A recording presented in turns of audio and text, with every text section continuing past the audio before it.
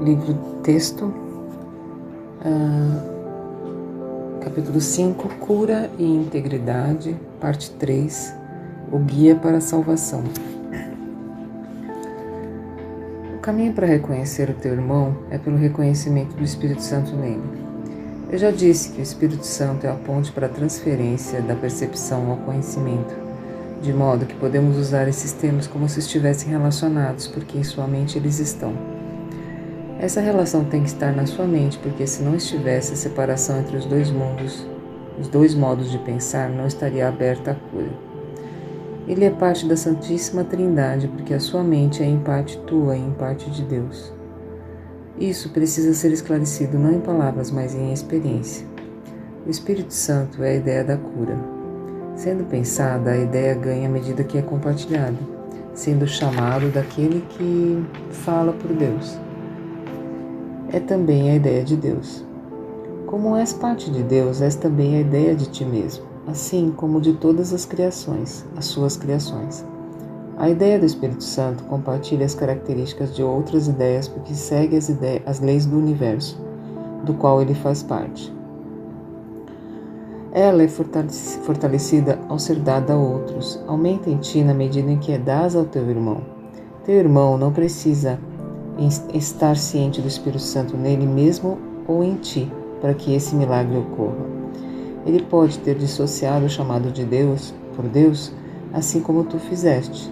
Essa dissociação é curada nos dois, à medida que tu vens a estar ciente do chamado daquele que fala por Deus nele, e assim reconheces o que é este chamado. Existem dois modos diametralmente opostos de ver o teu irmão. Ambos têm que estar em tua mente, porque tu és aquele que percebe. Eles também têm que estar na dele, porque tu o estás percebendo. Vê o teu irmão através do Espírito Santo na sua mente e o reconhecerás na tua. O que reconheces no teu irmão estás reconhecendo em ti mesmo, e o que compartilhas tu fortaleces. A voz do Espírito Santo é fraca em ti, é por isso que tens de compartilhá-la. Ela tem que aumentar em força antes que possas ouvi-la.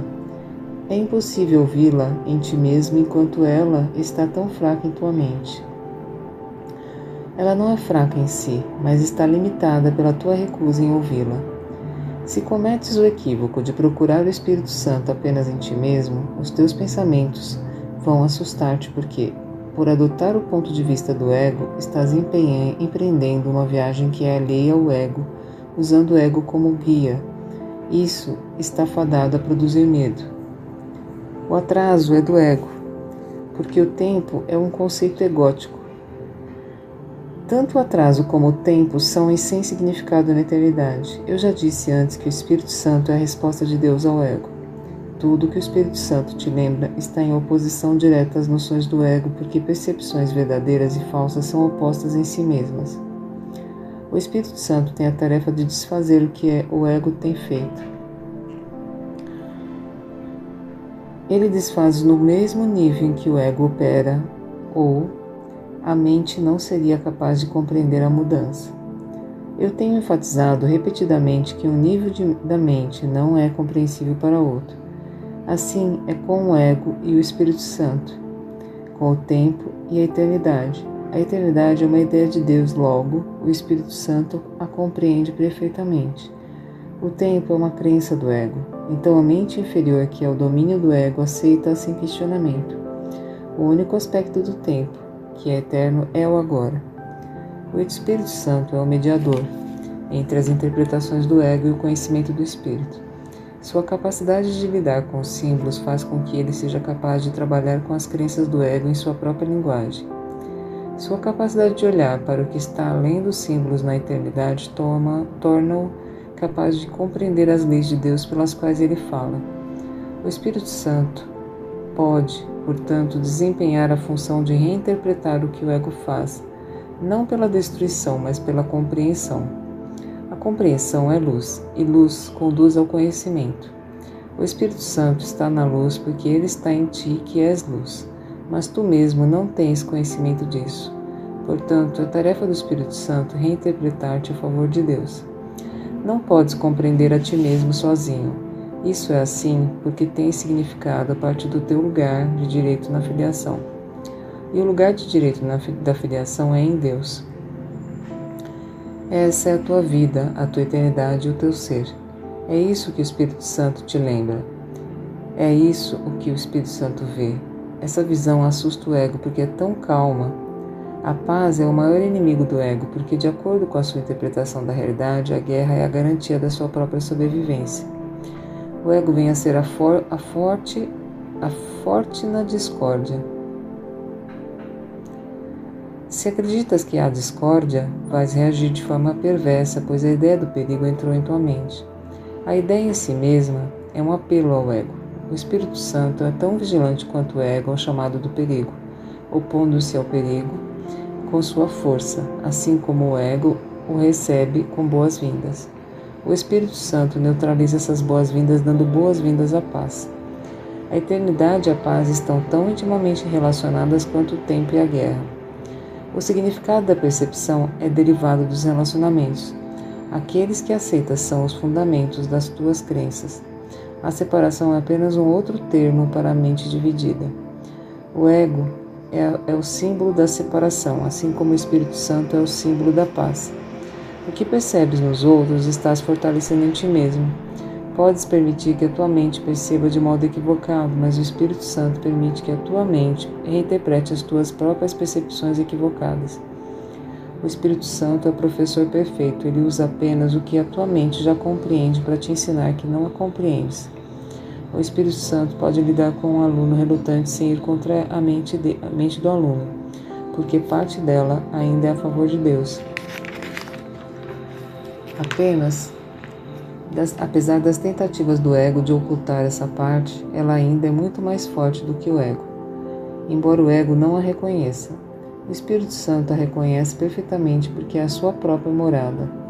O lugar na mente onde ela está em casa.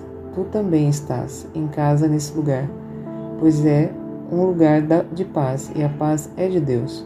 Tu que és parte de Deus, não estás em casa a não ser na sua paz. Se a paz é eterna, só estás em casa na eternidade. O ego fez o mundo como percebe, mas o Espírito Santo quer reinterpretar os feitos do ego, vê o mundo como um instrumento de ensino para trazer-te para casa. O Espírito Santo tem que perceber o tempo e reinterpretá-lo no que é intemporal. Ele tem que trabalhar através dos opostos, pois tem que trabalhar com a mente que está em oposição e por ela.